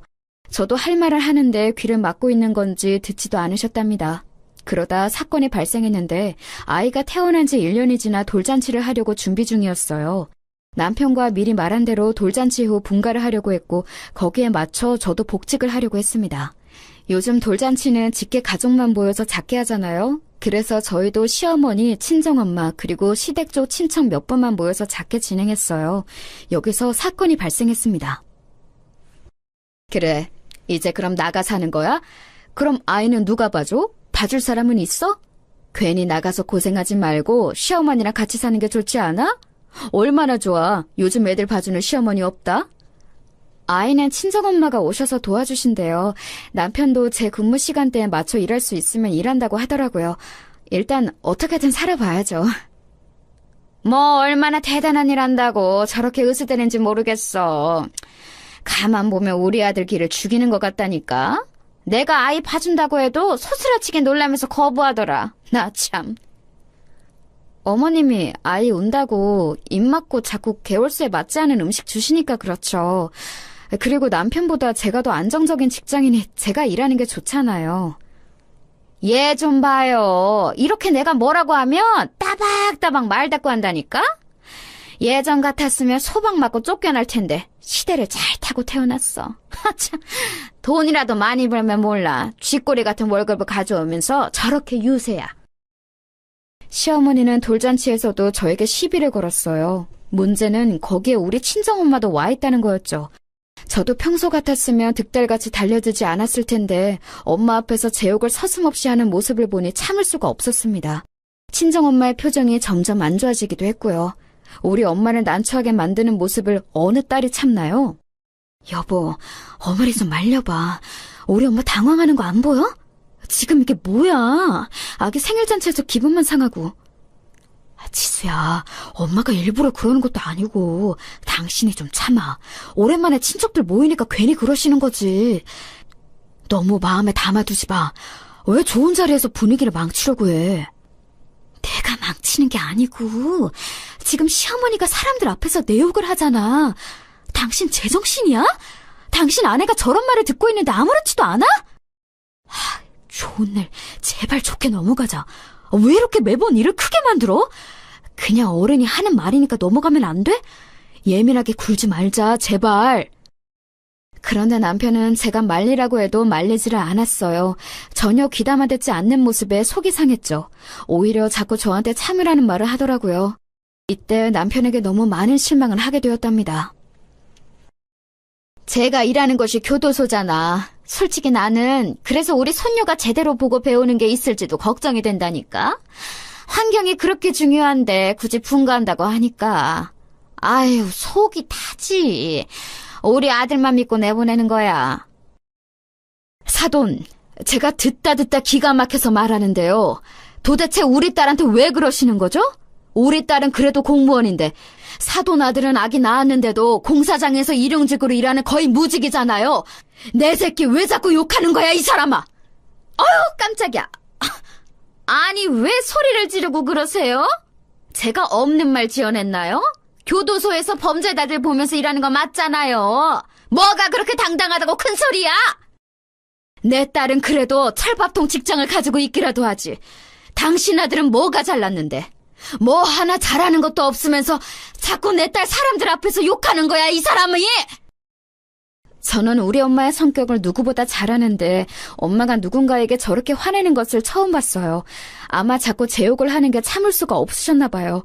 시어머니와 친정엄마는 그렇게 우리 딸 돌잔치에서 서로 비난하며 싸웠습니다. 친척들과 남편이 겨우 말려서 상황은 진정되었지만 서로 마음속에 앙금은 크게 남게 되었어요. 내가 진짜 네가 그동안 저런 시어머니랑 같이 살았다고 하니까 속이 터져. 속상해서 눈물밖에 나오지를 않아. 돌아가신 네 아빠가 하늘에서 보고 얼마나 마음이 아프겠어. 저런 집하고 남은 인생 살지 말고 이혼해라. 오히려 엄마가 이혼하라고 할 정도였습니다. 저 또한 전날 시어머니와 남편에게 큰 실망을 하게 되었어요. 그래서 남편에게 다시 이혼 얘기를 꺼냈습니다. 남편은 또 저에게 빌기 시작했어요. 아니, 나 이제 그만하고 싶어. 당신 분명 서영이 돌 지나면 분가하자고 했으면서 그동안 모아놓은 돈도 없더라? 현실적으로 나만 또 나가서 일해야 하는데 어떻게 그 돈으로 살아? 내가 잘할게. 우리 엄마가 그래도 나쁜 사람은 아니야. 또 나한테 우리가 분가하면 아이 봐주러 오신다고 했었어. 그러니까 이혼은 안 돼. 이번 달에 어떻게든 나가서 일할게. 그냥 엄마가 하는 말 듣고 넘기면 안 돼? 매번 저렇게 할 때마다 듣고 넘기라고? 말이 되는 소리를 해. 나를 얼마나 무시하면 우리 엄마 앞에서 내 욕을 해? 난 이제 어머니 얼굴 보는 것도 힘들어. 이제 서로를 위해서 그만하자. 남편은 이혼하자고 아무리 요구해도 끈질기게 매달렸어요. 그러다 결정적인 사건이 하나 발생하게 되었는데요. 이날 이후로 저는 시어머니를 인간으로 취급하지 않게 되었습니다. 돌잔치 사건 이후로 계속 친정에 머물렀던 저는 짐을 가지러 시댁에 갔던 날이 있어요. 그때 시어머니와 마주쳤는데 어차피 이혼할 생각이었어도 마지막은 좋게 마무리하고 싶더라고요. 그래서 시어머니에게 인사하고 집을 떠나려고 했는데 시어머니가 갑자기 아이를 잡고 놔주질 않았습니다. 아기는 놓고 가, 이 망하려나. 갈 때 가더라도 아이는 절대 못 줘. 평생 범죄자들이나 보고 살아라. 내 아들의 자식은 절대 너 같은 애한테 못 줘. 무슨 소리를 하시는 거예요? 딸이라고 싫다고 할 때는 언제고 갑자기 왜 이러세요? 아들 아니라고 우는 소리도 듣기 싫다면서요. 아기 이리 주세요. 서영이도 싫다고 울잖아요. 안 돼. 당장 꺼져. 우리 아들 이혼난 만들면서 그럼 내가 곱게 보내줄 것 같았어? 급기야 시어머니는 아이를 데리고 안방으로 도망가서 문을 잠갔습니다. 기가 막혀서 남편에게 전화를 걸었더니 심지어 남편은 대낮부터 친구와 술을 마시고 있었어요. 아들이나 엄마나 이 지긋지긋한 집안과는 다시는 엮이지 말아야겠다는 생각이 들었습니다. 잠시 후 남편이 술에 취해 제대로 걷지도 못한 채로 집에 들어왔어요. 야, 지수야. 이혼? 그래, 이혼해. 나도 이제 너한테 피는 것도 힘들다. 나가라고. 내가 뭐가 부족해서 너 같은 애랑 사냐? 나가! 남편은 술에 취해 거실에 대자로 뻗어 저한테 나가라고 하고 시어머니는 우는 아이에게 울지 말라고 소리치며 안방에서 문을 열어주지 않았습니다. 인내심이 바닥난 저는 결국 경찰을 불렀어요. 시어머니는 경찰이 문을 두드려도 문을 열지 않더라고요. 어이, 경찰 아저씨! 우리 그냥 평범한 부부싸움이에요. 그냥 가쇼, 가. 여기 내 집이야! 안 나가! 나가라고, 나가! 내가 이래서 공무원 안 좋아해. 저기 저 여자도 교도소에서 일하는 공무원인데 내가 도저히 못 견디겠어. 다 나가! 야, 너도 나가! 남편은 급기야 경찰한테 행패를 부리고 저한테도 나가라고 소리를 질렀어요. 아유, 선생님, 그냥 이혼하세요. 진짜 이런 집안하고는 엮이지 않는 게 최선이에요. 내가 내 딸 같아서 그래요. 뭐 이런 집안이 다 있어? 최악이네요. 심지어 신고를 받고 나왔던 경찰이 저에게 이혼하라고 할 정도면 말 다 했죠. 결국 저는 지긋지긋한 시댁과의 인연을 끊게 되었습니다. 아이를 억지로 데리고 나와서 친정엄마가 살던 집으로 들어갔어요. 다행히 엄마가 아이를 봐주어서 저는 일하며 아이를 키울 수 있었습니다. 내 손녀내나, 이 도둑년아, 이혼하면 다야? 우리 아들 이렇게 만들고 너 혼자 잘 살면 다냐고. 네가 그러고도 발 뻗고 잘 것 같아? 어? 너 밤길 조심해. 동네 사람들 여기 못된 년이 살아요. 하지만 시어머니가 자꾸 주기적으로 찾아와 저를 괴롭혔어요. 친정엄마가 경찰에 신고해도 그때뿐이었습니다. 남편도 계속 찾아와서 다시 합치자고 끊임없이 요구했고 결국 저는 근무지역으로 옮기기까지 했습니다. 이렇게 지긋지긋하게 시댁과의 인연을 끊어낸 저는 다시는 저 집안과 엮이고 싶지 않았죠. 지역을 옮기고 그동안 모은 돈으로 집을 새로 얻어 친정엄마와 딸과 같이 셋이 살았는데 너무 행복했어요.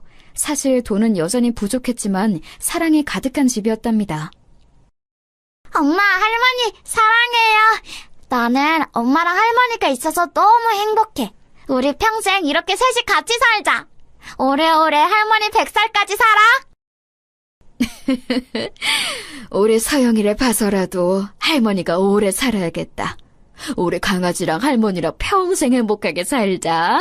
알겠지? 할머니도 우리 서영이 사랑해. 친정엄마가 딸을 봐주니까 저 혼자 돈을 벌어야 했는데 그래도 즐거웠어요. 딸도 친할머니와 아빠를 그리워하지도 않았고 우리 친정엄마와 잘 지냈거든요. 그렇게 어느덧 딸은 자라서 중학생이 되었습니다. 혼자 가장 역할을 하며 당연히 힘들었던 기억도 많았어요. 하지만 제가 시댁에서 살면서 시집살이를 당했던 날들을 생각하면 다시는 돌아가고 싶지 않았죠. 시간이 지나면 잊혀질 줄 알았던 감정은 쉽게 사라지지 않았어요. 오죽하면 저는 꿈에서도 시어머니가 나왔습니다. 얘, 내가 너 출근하기 전에 속 든든히 먹고 가라고 밥 차렸다. 이런 시어머니가 어디 있니? 너는 정말 복 받은 거야. 어머니, 저 해산물 못 먹는다고 몇 번이나 말했잖아요. 갈치조림, 멸치볶음, 홍합 미역국... 이러면 저 먹을 수 있는 게 맨밥밖에 없어요. 저 위에서 만들어주신 것은 감사한데요. 알러지 때문에 죄송해요. 됐다. 힘들게 밥을 차려도 대놓고 싫다고 하는데 앞으로 내 집에서 아무것도 먹지 마. 시어머니 억울해서 살겠냐? 며느리가 시어머니한테 이래도 되는 거야? 어? 새벽에 악몽을 꾸고 일어날 정도로 시집살이에 대한 기억이 좋지 않았어요. 오죽하면 저는 시어머니가 단팥빵을 그렇게 좋아했는데 단팥빵만 봐도 시어머니 얼굴이 떠올라서 괴로웠습니다. 빵만 봐도 시어머니의 목소리가 들리는 기분이 들었죠. 그 정도로 시어머니의 존재는 저에게 안 좋은 기억으로 남아있었어요. 그래도 확실히 안 보고 사니까 기억이 점점 흐려지긴 하더라고요.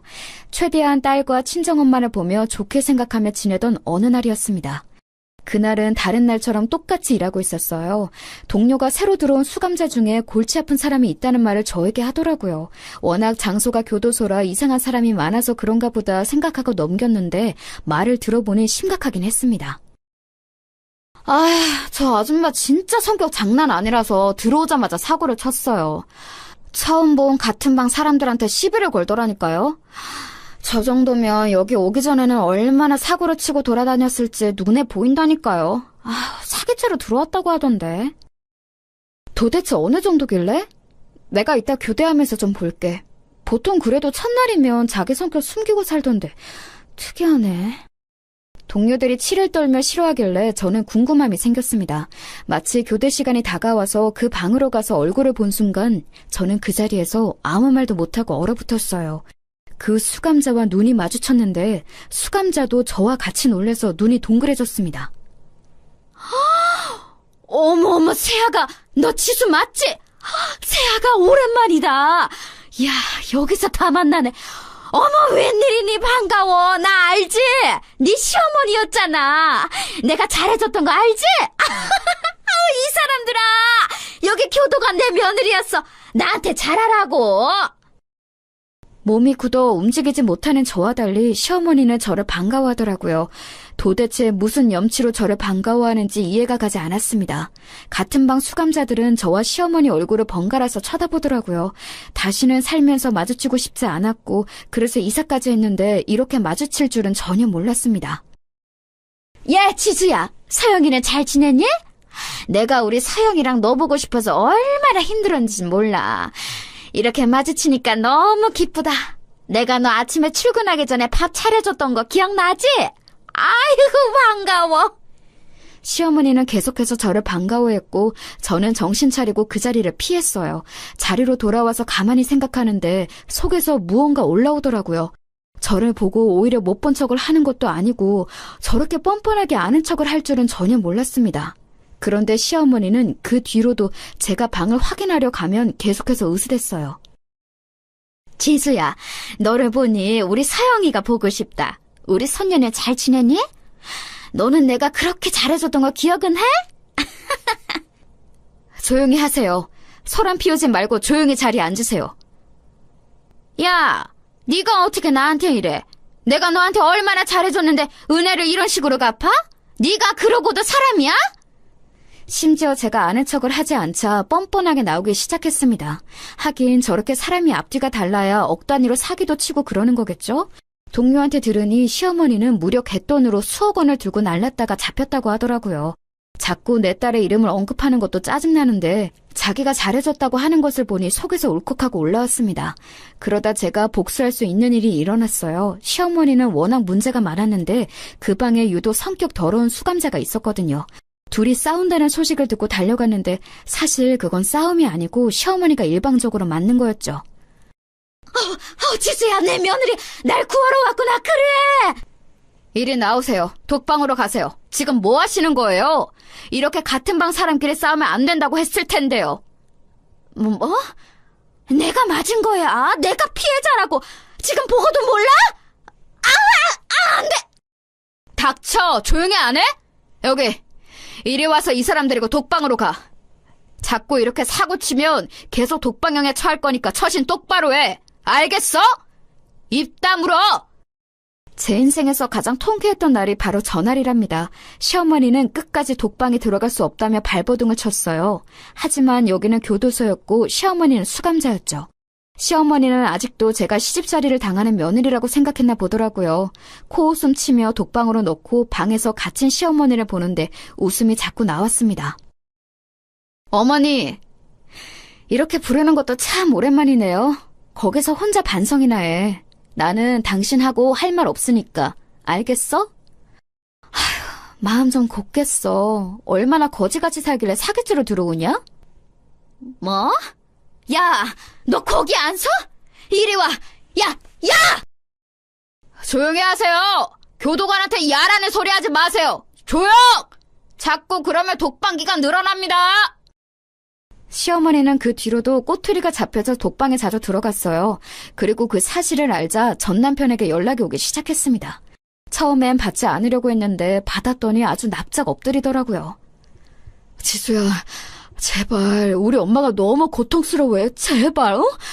지수야, 예전 일을 잊고 용서해줘. 제발 예정을 생각해줘. 우리 그래도 좋았던 기억도 있잖아.